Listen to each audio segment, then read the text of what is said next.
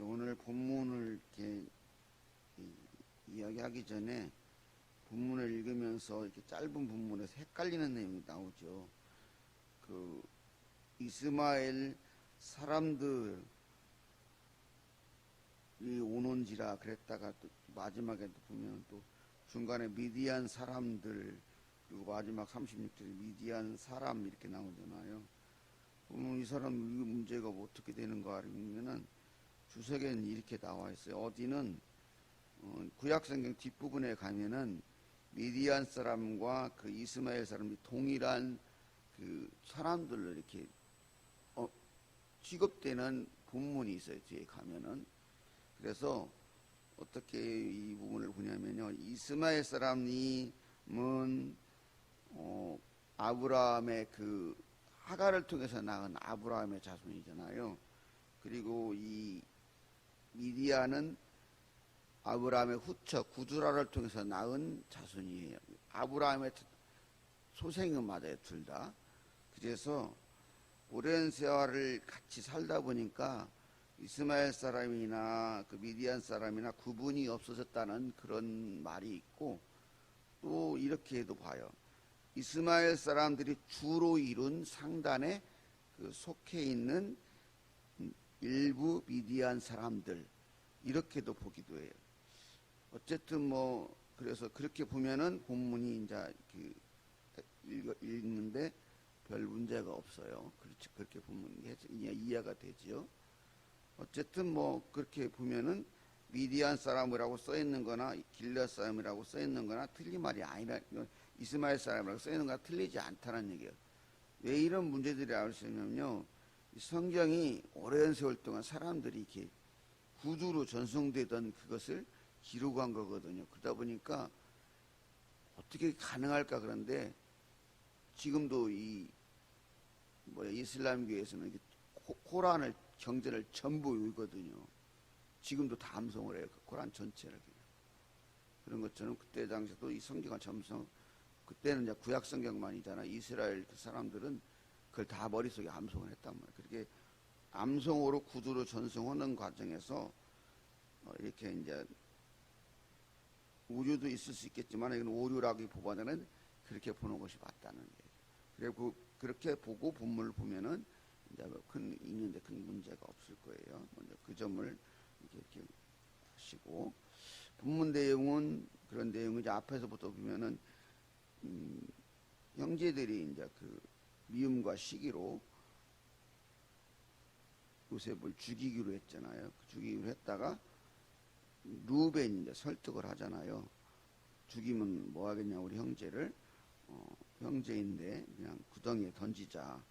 그리고 루벤은 그렇게 하고 자기가 몰래 가서 빼내가지고 아버지에게 돌려보내기 위해서 루벤의 형제들을 그렇게 설득을 한 거예요.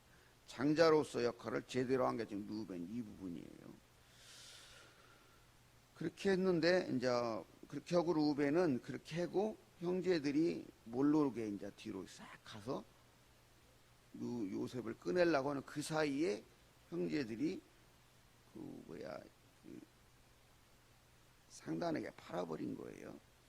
그러니까 루벤은 와서 보니까 그 일은 팔은지는 모르고 보니까 없어졌으니까, 진짜 29절부터 쭉 읽어보면 실제로 루벤은 모르는 거예요. 그 요셉을 파는 것에 대한 일에 대해서는 관여도 하지 않고 모르는 그런 상태로 있는 거예요. 그러고 나서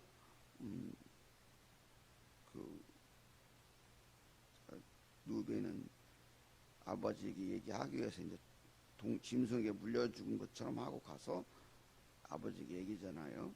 루벤은 현재도 이 일이 어떻게 된 일인지 모르는 거죠. 다른 형제들은 알고 있으면서 입을 똑 다물고 있는 거고. 그렇게 요셉이 그렇게 해서 애굽에 팔리는 일, 그리고 그걸로 인해서 아버지 그 야곱이 막 하염없이 우는 그 애통하는 그런 내용이 오늘 내용이거든요. 오늘 내용을 볼 때 이렇게도 볼 수 있어요. 보다라는 그 단어를 중심으로 살펴보면 성경의 주요 인물들 유다와 루벤 그리고 야곱이 보는 부분이 나오거든요.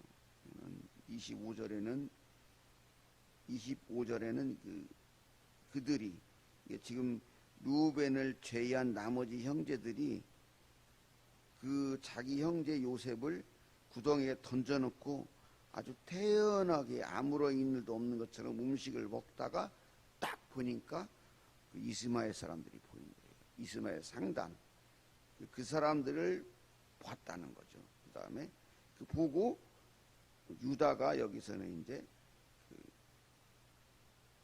또 얘기하죠. 루벤하고는 비슷한 말 같으지만 다른 말이에요. 죽이지 말고 팔자 그러잖아요.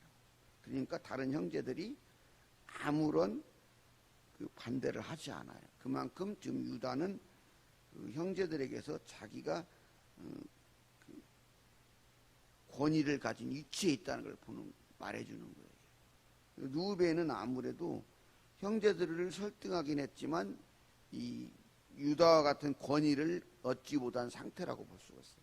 그러니까 루벤은 이렇게 말을 해놓고 멀리 가서 꺼내려고 하는 거죠. 루벤이 힘이 있었다면은 그냥 당장 그렇게 하자고 했을 거 아니에요. 그렇게 봤더니 유다가 더 지금 영향력 있는 사람이라는 걸 보여주는 거예요. 루벤은 뭘 봤어요? 그 다음에 본적이 나오는 29절에 그 요셉이 없어진 것만을 봤죠. 그 다음에 아버지는 요셉이 또 그 찢겨진 옷을 가니까 그거 보고 요셉이 잡아먹었다고 그렇게 보는 거죠. 보는 건 다 보지만은 진실을 보지 못하는 거죠. 그런 것처럼 본다는 말을 통해서 본문을 이렇게 볼 수가 있어요. 그리고 또 본문을 여러 가지 그 예수님의 그 요셉이라는 인물이 예수님의 예표이기로 생각할 수 있거든요. 그렇게 보았을 때 오늘 본문을 첫째는 요셉의 고난을 이렇게 해석할 수가 있어요. 악한 인간의 악한 본성의 시기와 질투로 인한 해악 그 결과 그거로서 요셉의 고난을 볼 수 있어요. 그 형들은 그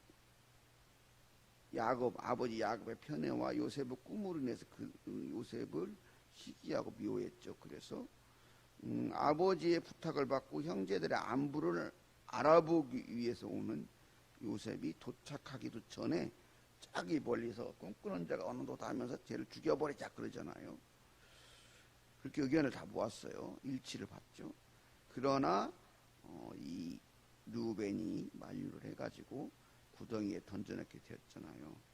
그런데 놀라운 것은 그렇게 요셉이면은 그 막내잖아요. 거의 베냐민 바로 위에니까.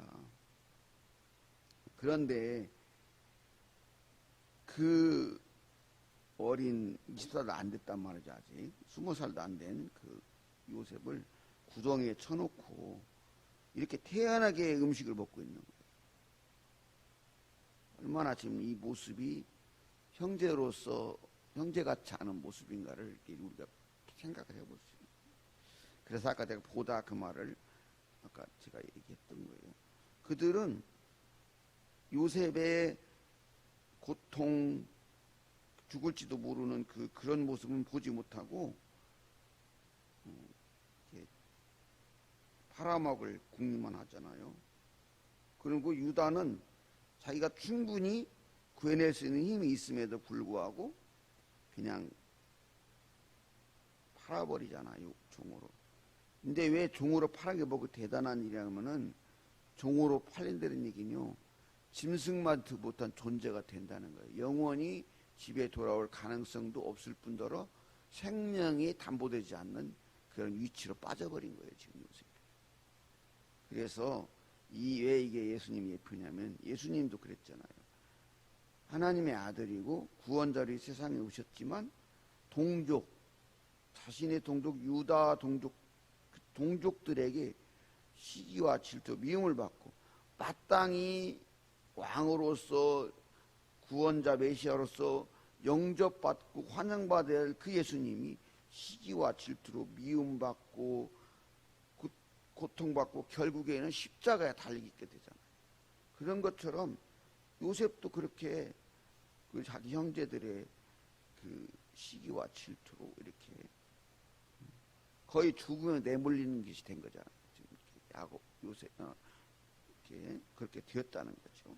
그게 인간의 본성인 시기와 질투, 이것의 해악의 결과라는 거예요. 두 번째, 그 요셉의 고난은 하나님의 선하신 뜻을 이루기 위한 계획 속에 벌어진 일이라는 거예요. 이 뒤에 나오는 창세기 45장 5절을 내 요셉이 말이에요. 이게 당신들이 나를 이곳에 팔았다고 해서 근심하지 마소서, 한탄하지 마소서. 하나님이 생명을 구원하시려고 나를 당신들보다 먼저 보내나이다. 요셉의 형들이 지금 이게 양식을 구하러 왔다가 총리가 된 요셉을 밝히니까 두려워하고 있을 때 요셉이 하는 말이거든요. 요셉은 그때 깨달았어요. 아, 내가 이렇게 20년 동안 요셉은 마음에 담아뒀던 거예요. 이렇게 자기를 종으로 팔았던 형들 다 담아뒀었지만은 생각해 보니까 지금 요셉의 말처럼 하나님께서 그래서 나를 보냈구나, 그걸 깨닫게 됩니다. 그런 것처럼 요셉의 고난은 장차 이 7년 대흉년으로 인해서 고난받게 될 그 어려움에 처할 이스라엘 백성들을 위한 하나님의 선제적인 조치였고, 또 이 애굽을 통해서 아브라함의 약속했던 모레알보다도 많은 자손을 이루겠다는 그 뜻을 이루기 위한 것이 애굽을 장소로서 수단으로 사용하시기 위한 그 수단으로서 미리 요셉을 보낸 것이라는 거예요. 구원의 그 계획 속에서. 예수님도 그랬잖아요. 예수님도 인간의 몸으로 이 세상 오셔서 아무런 죄가 없는 예수님이 우리의 죄를 대신해서 고난받으시고 그 다음에 핍박받으시고 십자가에 죽으심으로 인해서 우리의 죄를 대속하셨잖아요. 그래서 지금 요셉이 이렇게 예수님의 예표라고 자꾸 말을 하는 거예요.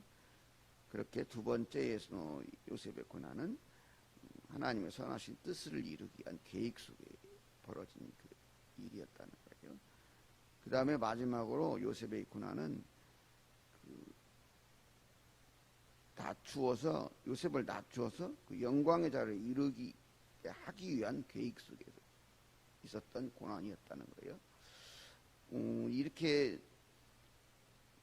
애굽의 종으로 팔리기 전에 요셉은 야곱의 총애를 받으면서 채색옷, 귀족이나 입는 그 채색옷을 입고 이렇게 사랑을 받으며 살았잖아요. 그러다가 지금 일거에 이제 그 인생이 뒤바뀌면서 구덩이에 빠지고 은이십에게 종으로 팔리고 또 그렇게 열심히 했는데 억울하게 감옥에 갇히고 이렇게 하면서 계속해서 고난을 겪었지만 이제 창세기를 쭉 읽어보면 요셉이 그것에 대해서 아버지를 원망하거나 하나님을 원망하는 내용이 아니에요. 그런 게 없어요. 그렇게 철저하게 낮아지고 난 뒤에 뭔 일이 벌어지면 이 바로의 꿈을 해석하고 총리에 오르게 되죠. 과거에 요셉이 꾸었던 그 꿈이 현실로 벌어집니다. 그래서 결국에는 애굽의 2인자지만 실제적인 1인자 그 자리에 오르게 돼서 그 요셉을 통해서 이스라엘 백성들이 7년 그 대흉년을 이길 수 있게 되고 애굽에서 400년을 살면서 물론 어려움도 나중 겪지만 어마어마한 민족을 이룰 수 있는 토대를 만들어요. 그렇게 해서 하나님께서 요셉을 영광의 자리에 세워줍니다. 그 영광의 자리에 세우기 위해서 먼저 요셉을 겸손하게 낮아지는 사람으로 만들었다. 그렇게 되어 우리 예수님도 그 만유의 주 만왕의 왕이 되시기까지 인간의 몸으로 성육진하시고 세상에서 고난받으시고 십자가에서 죽기까지 자신을 낮춰서 하나님께서 또 영광의 자리를 높이셨다. 그래서 그 요셉의 고난이, 요셉의 삶이 예수 그리스도의 예표입니다. 우리도 이렇게 요셉처럼 그 고난의 상황들을 만날 수 있어요. 그러나 우리는 이 고난의 상황들, 알 수 없는 그런 상황들을 사람을 원망하고 하나님을 원망하고 불평하기보다는 거기서 하나님의 뜻을 구하고 침묵하면서 겸손하게 자신을 살피고 인내할 수 있어요. 여러분도 아시는가 모르겠지만은 그 세계적으로 명품 유명한 그 스트라디바리우스 바이올린이 있어요. 그게 지금도 국가는 한 30억 가까이를 간다 그래요. 몇 개 있지도 않고.